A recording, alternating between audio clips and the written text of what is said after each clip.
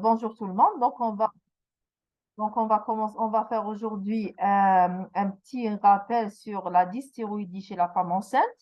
Donc, la dysthyroïdie, c'est quoi? C'est les troubles de la glande thyroïdienne chez la femme enceinte.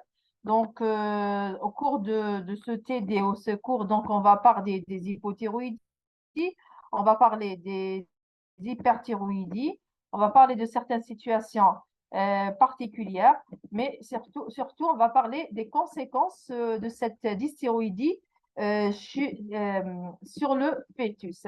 Donc, ça, c'est les conséquences chez la femme enceinte et le fœtus. Donc, ça, c'est le sommaire. Donc, il faut savoir que déjà, la thyroïde, c'est un stress. Attendez, je vais enlever ça. Donc la grossesse en elle-même, c'est un stress sur l'organisme ou sur la thyroïde. Donc, c'est la pathologie thyroïdienne, c'est la deuxième cause des maladies endocriniennes qu'on observe dans la grossesse, donc qui vient après le diabète, bien sûr, gestationnel. Elle représente quand même un pourcentage de 2 à 3% des grossesses. Là, donc 2-3% des femmes qu'on a pu dépister. Il faut savoir que beaucoup de femmes ne sont pas dépistées. Il n'y a pas de TSH qui est fait au cours de sa grossesse.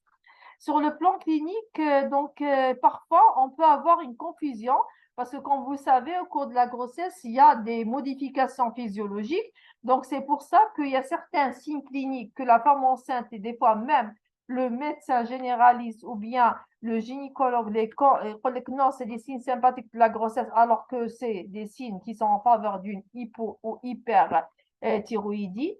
Il faut connaître les conséquences maternelles et fœtales qui sont graves surtout à long terme chez l'enfant. Il faut savoir que les troubles endocriniens donnent des débilités carrément chez les enfants qui se voient quand c'est trop tard, quand on peut diagnostiquer un diagnostic de dysthyroïdie. Là, je parle du fœtus, qu'on peut le diagnostiquer précocement, là, on peut sauver l'enfant, mais quand c'est diagnostiqué tardivement, donc l'âge de 5, 6 jusqu'à 7, 8 ans, donc là, on a des vraies débilités infantiles.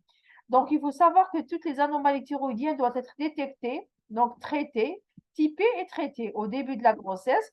Donc, l'idéal, c'est avant la conception. Et là, c'est l'intérêt de programmer les grossesses, de faire un bilan préconceptionnel. Donc là, tout ça pour détecter les dysthyroïdies, l'hyperthyroïdie et même la thyroïdite. Donc, il faut savoir qu'il y a intérêt de travailler en collaboration avec nos amis obstétriciens gynécologues, avec les endocrinologues, les néonates et bien sûr les internistes qui font l'option endocrino.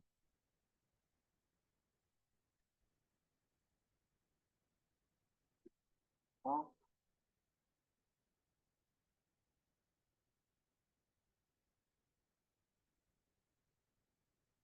ça bloque.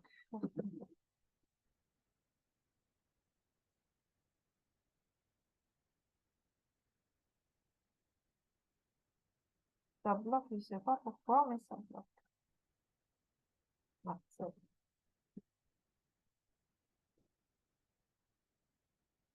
bon.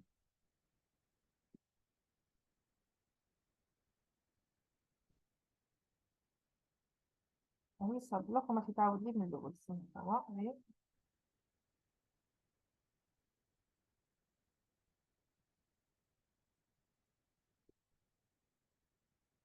Alors, il faut savoir, attendez, je vais partager. Alors que la thyroïde, elle a un rôle important dans la fertilité. Donc, c'est pour ça que beaucoup de femmes qui ont un problème d'infertilité, on leur demande toujours de faire une TSH, une échographie thyroïdienne, de vérifier l'état de leur thyroïde. Donc, il faut savoir que la pathologie de la thyroïde, elle est liée directement à l'infertilité. Donc, il faut savoir que on a donc l'hyper et l'hypothyroïdie. Donc, les deux, il y aura une conséquence sur l'infertilité ou la stérilité chez la femme. Donc, l'hyperthyroïdie, elle touche 2 à 3% des femmes ayant des difficultés à concevoir. Donc, en cause, les femmes atteintes d'une hyperthyroïdie seraient plus sensibles à la GnRH. Donc, on découle d'une sécrétion plus importante de la LH, elle-même responsable d'une augmentation des oestrogènes. Donc, ils peuvent alors apparaître des troubles du cycle menstruel, donc une polyurie qui est une augmentation de la fréquence des règles, rendant la survenue d'une grossesse naturelle difficile ou complexe. Même si la plupart des femmes atteintes d'hyperthyroïdie, elles ont leur ovulation, mais tellement leur cycle il est lent, donc la conception, elle devient très difficile. Donc, le traitement de l'hyperthyroïdie, alors, il peut améliorer les chances de faire une grossesse. La même chose pour l'hypothyroïdie, qui aussi être incriminée directement dans le problème de stérilité féminine. Le principal responsable, c'est le taux de la TSH qui est anormalement élevé. Et là, qui est l'origine d'une oligoaménorrhée ou bien une baisse de l'intensité et la fréquence des règles. Voire, on peut avoir une aménorrhée totale, c'est-à-dire absence des règles ou même une anovulation. Donc, il n'y aura pas une ovulation. Donc, c'est pour ça que la femme, elle ne peut pas avoir d'enfant. De plus, ce même taux, donc, il va diminuer, donc on a les chances de faire une grossesse. Donc, c'est pour ça, dans le protocole d'une procréation médicalement assistée, il faut toujours régler la TSH du femme avant de commencer ces protocoles qui sont des protocoles lourds. Donc là, c'est un petit rappel, vous allez le voir après. Donc, au cours d'une grossesse, qu'est-ce qui se passe? Qu'est-ce qu'on aura? Pardon? Comment l'organisme il va adapter ses hormones pour. Donc là, c'est la situation normale. Comment il y aura une adaptation hormonale au cours d'une grossesse pour satisfaire les besoins. Donc là, je vais vous parler rapidement. Donc, il faut savoir les dysfonctionnements thyroïdiens sont fréquents chez la femme, en particulier en cours de l'activité génitale. Ça, c'est la femme en général, sans grossesse. Là, au cours de la grossesse, les besoins en iode, ils vont augmenter. Voilà, ils vont augmenter parce qu'il y aura une augmentation de la clairance rénale de l'iode. Il y aura un transfert transplacentaire de l'iode inorganique vers le fœtus. Donc, c'est pour ça que les besoins ils vont augmenter parce que le fœtus, il aura besoin, surtout au cours du premier trimestre, de l'iode. Donc, l'activité fonctionnelle de la glande thyroïde maternelle, elle va aussi augmenter du fait de l'augmentation plasmatique de la TBG, l'action aussi de la TSH-like et de l'hormone qui est l'hormone et de la ACG. Donc, l'apparition de l'activité désoxydase placentaire de type 3. Donc, comme gars, c'est pourquoi il y a une augmentation des besoins des hormones thyroïdiennes au cours de la grossesse. De même, au cours de la grossesse, l'activité immunologique maternelle, elle est partiellement supprimée. Donc, l'activité immunologique, elle est perturbée. Ça explique par l'apparition des thyroïdites et l'apparition des anticorps anti-TPO et les anticorps anti-TG. Donc, ces données physiologiques expliquent toute ou une partie des particularités de dysfonctionnement thyroïdien telles que l'hypothyroïdie, de la thyrotoxicose qui sont présents au cours de la grossesse de la femme.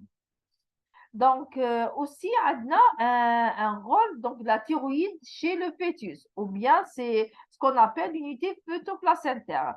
Donc, chez le fœtus, une synthèse d'hormones thyroïdiennes par la thyroïde fœtale. Donc, le fœtus lui-même, il va fabriquer des hormones thyroïdiennes à partir de 11 à 12 semaines d'aménorrhée. Elle devient, cette thyroïde ou ces hormones, elle devient fonctionnelle ou mature parce que quand ils sont fabriqués, ils seront stockés. Donc, ils ne seront pas fonctionnels à partir de 18 à 20 semaines d'aménorrhée, c'est-à-dire deuxième trimestre. Donc, le rôle de ces hormones, c'est la maturation du système nerveux central du fœtus. Ça dépend de la T4 maternelle. Donc, c'est pour ça, donc il faut dépister les hyperthyroïdies au cours du premier trimestre. Parce que là, comme vous voyez, 18 à 20 semaines d'aménorrhée, où le fœtus, il va commencer à utiliser ses hormones thyroïdiennes. Donc, il faut savoir que la thyroïde maternelle, elle intervient jusqu'au terme. Donc, la dépendance vis-à-vis de la mère, donc le premier trimestre, c'est très important. Et les apports iodés de la mère, il faut les augmenter au cours de la grossesse, surtout le premier trimestre, où ça entre dans le système nerveux central.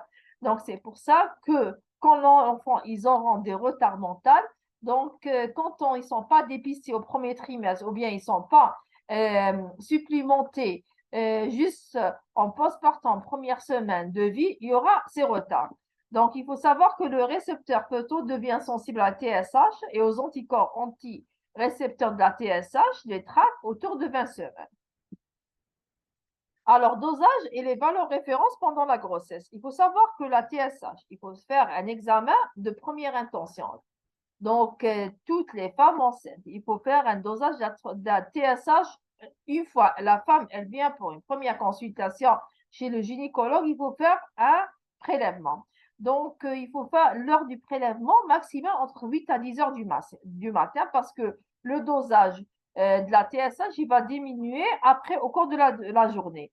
La T4 libre, donc, elle est aussi importante dans le diagnostic de la dysthyroïdie. Il faut connaître les médicaments qui vont interférer avec la T4, comme l'aspirine, le pyrosémide, les diurétiques, les ANS, les anti-inflammatoires non stéroïdiens, le propranolol, dexaméthasone, etc. Et les anticorps anti-TPO aussi, actuellement, on les demande de façon systématique quand on a une TSH qui est anormale, parce que là, c'est les thyroïdites auto-immunes qu'on peut faire le diagnostic. Il faut savoir qu'une thyroïdite auto-immune, donc c'est une inflammation de la glande thyroïde, c'est par des anticorps anti-TPO. Les anticorps anti-TPO, ce sont les anticorps anti-thyroglobuliniques. Donc, qui sont fabriqués par la mère elle-même, par son système auto-humain, et qui vont attaquer sa propre glande thyroïde. C'est pour ça qu'on dit c'est une maladie auto-immune. Ça vient de la personne elle-même. Il faut savoir que les valeurs normales de la TSH au cours de la grossesse, ça varie. Donc, ou les besoins, ça varie. Chaque trimestre, on aura une TSH, ce qu'on appelle une TSH qui est cible, qui diffère. Donc, chaque trousse de dosage et chaque population, donc, ça diffère. C'est-à-dire, chaque ethnie, les régions où ils ont un apport, par exemple, iodé, qui est un peu carencé, donc on n'aura pas les cibles de la TSH, ils ne seront pas, par exemple, la Kabylie et sur Alger ou Blida, donc il n'y aura pas les mêmes références de la TSH. De toute façon, ça, c'est le laboratoire qui va vous donner la référence. Donc, maintenant, le dépistage de la dysthyroïdie. Donc, on a des recommandations. On aura recommandations 93, 95, 87. Alors, les recommandations, ça c'est en anglais, je vais vous faire la traduction. Donc, il faut savoir, le dépistage ciblé, il est devenu actuellement systématique. Avant, on ciblait certaines populations. Maintenant, c'est systématique quand on a donc ces critères, comme on dit. Donc, quand on a l'âge plus de 30 ans, antécédent personnel de dysthyroïdie ou de chirurgie thyroïdienne, antécédent familial de dysthyroïdie, antécédent d'irradiation de la tête et du cou, goitre, antécédent d'antithyroïdien positif, c'est-à-dire des anti-TPO dans la thyroïdite, une auto-immunité, donc n'importe quelle maladie auto-immune ou un diabète de type 1, une infertilité ou antécédent de fausse couche, antécédent d'accouchement prématuré, une zone géographique en carence en iode, des signes cliniques évocateurs d'une hypothyroïdie et patient traité par la LT4 et indice de masse corporelle supérieur à 40, donc c'est-à-dire une obésité qui est morbide. Donc là, redonnons les recommandations. Donc, il est recommandé de prescrire au premier trimestre de la grossesse, donc pour toute patiente à risque dosage à TSH, donc quand on a une valeur qui est plus de 2,5 milliunités par litre de TSH au cours du premier trimestre, là, on est dans le pathologique. Et là, il faut que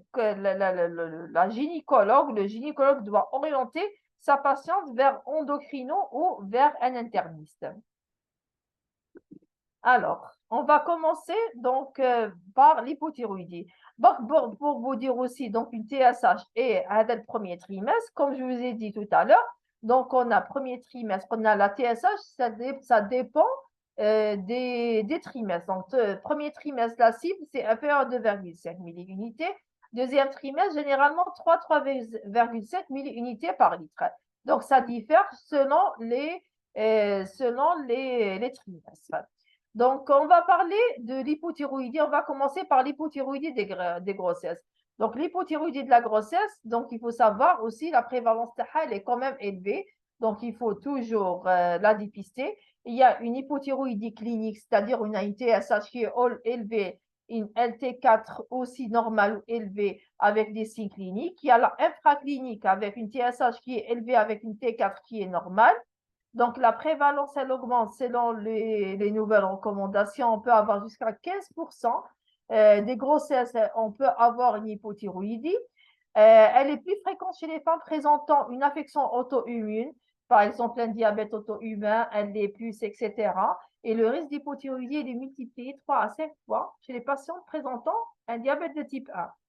Donc, les causes d'une hypothyroïdie, c'est les thyroïdites auto-immunes, c'est-à-dire où il y a les anticorps anti-TPO qui sont positifs, c'est la thyroïdite d'Hashimoto, les carences iodées et les autres causes, on a moins fréquentes, donc les deux importantes.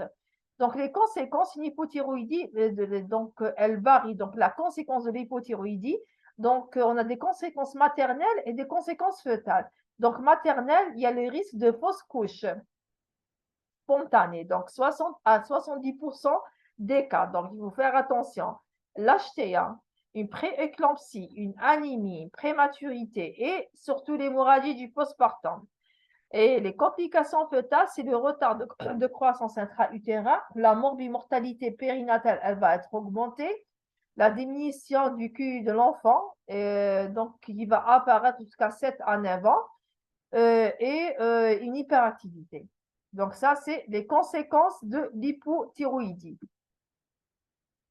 Donc, quand on a, donc il faut savoir que dans l'hypothyroïdie, on a deux situations. Soit c'est une hypothyroïdie qui est déjà connue et traitée avant la grossesse, et on a une hypothyroïdie qui est découverte fortuitement au cours d'un bilan TSH au cours de la grossesse. Il faut savoir quand c'est une hypothyroïdie qui est déjà connue, les besoins en lévothyroxine, elles vont être augmentés. Donc, c'est pour ça qu'il faut adapter le traitement du lévothyrox. Donc, il faut savoir qu'il faut augmenter le traitement de 30 à 50% en cas de diagnostic. Donc, de là, de l'hypothyroïdie, il faut adapter. On a toujours la TSH, premier trimestre, elle doit être inférieure à 2,5 milliunités. Prévention des carences iodées, donc il faut supplémenter. Il faut rechercher donc les interactions. Par exemple, comme le fer, il faut savoir que la femme enceinte, elle prend presque systématiquement du fer, de l'acide folique. Donc, c'est pour ça qu'il faut donner un intervalle de 3 heures. Il faut aussi connaître la prise du lévothyrox. Il faut savoir que la prise elle doit être prise le matin à jeun. Il faut attendre au moins une demi-heure pour commencer, que la femme elle commence à manger. Et il faut ajouter qu'il faut l'interaction avec le fer. Il faut attendre 3 heures. Le postpartum aussi. Donc, il faut adapter les zones. Et il n'est pas contre-indiqué avec l'allaitement ou bien le. Donc, on peut prendre le lévothyrox, ensuite, on veut allaiter son enfant, ou bien c'est, donc il faut pas le prendre, il faut allaiter l'enfant, il faut attendre laps de temps et on peut le faire. Donc, la TSH, donc il faut commencer la surveillance dès que le diagnostic de la grossesse a été fait, donc on fait une TSH, augmenter les doses qu'on a, augmenter les doses du traitement. Ensuite, on va faire des contrôles chaque un mois de la TSH jusqu'à l'accouchement. Deuxième situation, c'est une hypothyroïdie qui est découverte pendant la grossesse. Donc là, c'est 2,2% des cas de grossesse. Généralement, les signes sont non spécifiques. Donc, il faut faire une TSH qui va être augmentée et avec T4 qui est basse ou normale, c'est-à-dire quand c'est normal, c'est infraclinique. Demander les anticorps anti-TPO qu'on peut trouver positif ou bien normal. La cause auto-immune, donc c'est la plus fréquente, donc qui m'a donné Aléa, c'est le Hashimoto, mais les causes carence iodée, c'est aussi possible. Le traitement, c'est la même chose, c'est le lévothyrox, le dosage, là. Donc, il faut commencer rapidement le traitement. Donc, on donne 1,6 à 2 microgrammes par kilo par jour. Si elle est clinique, si elle est infraclinique, c'est 1 microgramme par kilo par jour. Il faut savoir que le lévothyrox, on a des dosages de 25 de 50, de 75 et de 100. هذوما les dosages qui existent ici en Algérie. Donc, toujours, l'objectif, c'est une TSH qui est inférieure à 2,5 et la surveillance, c'est la même chose. La même chose. Donc, on a surveillance, on fait une surveillance, la TSH 24 libre. Donc, après, donc, au moment du diagnostic, on a fait la TSH, un mois après. Ensuite, on va chaque un mois. Donc, ça, c'est un petit algorithme. Deuxième situation, c'est l'hyperthyroïdie et la grossesse. Donc là, c'est la prévalence, c'est 1 à 3%. Donc c'est presque la même chose, hein, des grossesses. Le plus souvent, l'hyperthyroïdie, elle est biologique. Parce que les symptômes, donc généralement, c'est des symptômes qui ressemblent au signe sympathique. Donc c'est pour ça que le diagnostic, il est retardé. Donc, les symptômes, on peut avoir une tachycardie, une insuffisance cardiaque, une thermophobie, une diarrhée, une irritabilité, absence de prise de poids, amaigrissement. Donc, c'est pour ça que la femme, non, c'est des signes sympathiques, donc je ne vais pas consulter. Donc, le diagnostic hyperthyroïdie, il est facile. Quand il y a des antécédents déjà d'hyperthyroïdie, donc la femme, sûrement, je suis déséquilibrée. Quand il y a un goitre, orbitopathie ou un myxodème prétibial. Orbitopathie, c'est ce qu'on appelle l'exophthalmie. L'exophthalmie, je vais vous montrer après une photo, c'est les globes qui sortent de l'orbite. Donc, sur le plan biologique, donc on a une TSH qui est diminuée avec LT4 libre qui est augmenté. Dosage de la RTSH. Donc, les causes, c'est la thyrotoxicose gestationnelle transitoire, c'est biologique et tout va rentrer dans l'ordre après l'accouchement. Le basedo et les tumeurs trophoblastiques qui sont vraiment très rares. On va parler de la thyrotoxicose gestationnelle, c'est quoi? Donc, transitoire. Donc, toujours, la prévalence est 2 à 3% des femmes enceintes. C'est une hyperthyroïdie qui est biochimique, non auto-immune. Donc, on aura un effet direct, le ACG de cette hormone sur le récepteur de la TSH. Donc, le taux TSH il sera indétectable avec une T4 qui va être élevée. Il n'y aura pas d'anticorps, on n'aura pas d'anticorps antirécepteurs de la TSH. Donc, on aura des vomissements exacerbés, une perte de poids à 5%. Il n'y aura pas d'antécédents ni de goitre, ni de thyroïdite, ni d'hyperthyroïdie, ni de diabète auto-humain. Donc, on aura une amélioration spontanée entre 16 à 20 semaines d'aménorrhée. Parce que là, le bêta-ACG, les effets terhom, il va commencer à diminuer. Donc, elle est transitoire. Donc, soit on donne un traitement symptomatique, il faut faire un équilibre hydroélectrolytique. Il faut, avec les vomissements, les diarrhées, il faut faire attention à l'hypocalémie, à l'hypocalémie, à l'hypomagnésémie aussi, à l'hypocalcémie. Donc, il faut supplémenter la patiente. On peut donner un bêta-bloquant en cas de tachycardie et les antithyroïdes de synthèse, ça dépend. Donc, ça sera cas au cas, cas par cas. Donc, deuxièmement, la maladie de Basedow au cours de la grossesse.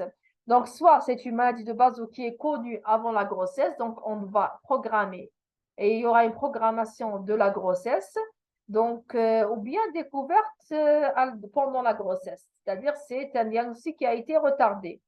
Donc, il faut savoir que la maladie de Basedow, c'est l'étiologie la plus fréquente des hyperthyroïdies. Donc, on aura un goitre, on aura une orbitopathie, comme vous le voyez, ou l'exophthalmie, et un myxodème prétibial. C'est l'œdème prétibial. Il faut savoir que la maladie de Basedow, c'est une maladie qui est auto-immune. Elle est liée aux anticorps antirécepteurs de la TSH, ce qu'on appelle les TRAC. Donc, on aura une stimulation qui est permanente de la TSH thyroïdienne et de la T4L. Donc, aggravation, elle est possible début de grossesse. Donc, c'est pour ça, donc il faut vraiment faire attention. Amélioration possible pendant la deuxième moitié de la grossesse, car on aura les diminutions des anticorps anti-TRAC. Il faut arrêter des antithyroïdiens de synthèse, récidive fréquente au cours du postpartum. Donc maintenant, on va parler des complications materno-fœtales de l'hyperthyroïdie. Donc non traitées. Donc les complications vraiment graves, ils peuvent être mortelles pour la maman et comme pour le fœtus. Donc c'est la GA, la prééclampsie, donc les fausses couches tardives, spontanée, bien sûr, l'anémie, les infections, l'insuffisance cardiaque, l'accouchement prématuré, une crise aiguë thyrotoxique. Fœtale, donc une augmentation de la morbimortalité périnatale liée soit aux antithyroïdiennes de synthèse ou bien le passage des anticorps anti-RTSH. Anoncéphalie, l'imperforation anale, infante labiopalatine, retard de croissance, l'hypotrophie, les malformations, l'hyperthyroïdie fœtale ou l'hypothyroïdie et les goitres. Donc ça, c'est les complications fœtales. Il faut savoir qu'il faut une prise en charge multidisciplinaire. Il faut vraiment une coordination entre le gynécologue, l'interniste, le pédiatre, l'endocrinologue. Donc, il faut savoir que la maladie de Basedow au cours de la grossesse, il faut contrôler la thyrotoxicose avant le début de grossesse. Programmation de la grossesse, c'est très important. Pour une contraception efficace chez les femmes en âge de procréer avec une thyrotoxicose, donc on ne commence pas, on ne fait pas une grossesse tant qu'on n'est pas en euthyroïdie. Il faut programmer la grossesse. Donc, euthyroïdie, une TSH dans la cible pendant au moins 3 mois, voire 6 mois. Les anticorps antitrac, il faut être négatifs ou bien faibles. Vraiment faibles, vraiment des traces. Et il faut contrôler la maladie de Basedow par des doses faibles de PTU. Si l'hyperthyroïdie, elle est découverte au moment de la grossesse, là, c'est trop tard, on fait une grossesse et on fait une hyperthyroïdie avec une maladie de Basedow. Là, il faut restaurer rapidement le thyroïde